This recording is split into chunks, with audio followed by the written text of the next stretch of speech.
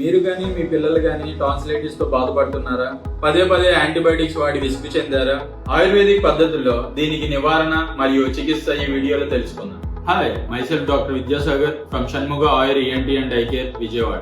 Tonsils అనేవి మన గొంతు వెనక భాగంలో రౌండ్ గా ఉండే లింఫాటిక్ నాడ్యూల్స్. వీటికి వైరల్, బ్యాక్టీరియల్ ఇన్ఫెక్షన్స్ మరియు పదే పదే జలుబు, దగ్గు, జ్వరం చేయడం వల్ల టాన్సిల్స్ వాపు చెంది టాన్సిలైటిస్ గా మారుతుంది.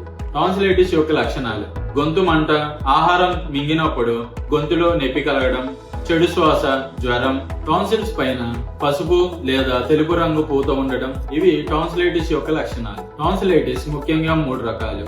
చిన్నపిల్లల్లో వచ్చేది తీవ్రమైనది 7 నుంచి 10 రోజులు ఉండేది ఎక్యూట్ టాన్సిలైటిస్ అని అంటాం. రెండవది క్రానిక్ టాన్సిలైటిస్. ఇది దీర్ఘకాలికమైనది మరియు టాన్సిల్ స్టోన్స్ కలిగి ఉంటుంది. మూడవది రికరెంట్ టాన్సిలైటిస్. 1 సంవత్సరానికి 5 నుంచి 7 సార్లు వస్తుంది. ఆయుర్వేదంలో టాన్సిలైటిస్ ని తుండికేరి అనే వ్యాధి అంటారు. ఇందులో క్షారకర్మ అనే చికిత్స ద్వారా దీనికి శాశ్వత పరిష్కారం లభిస్తుంది. మీకు కూడా ఆయుర్వేదిక్ పద్ధతిలో టాన్సిలైటిస్ నుంచి శాశ్వత పరిష్కారం కోరుకుంటున్నారా? సంప్రదించండి షణ్ముగ ఆయుర్ విజయవాడ.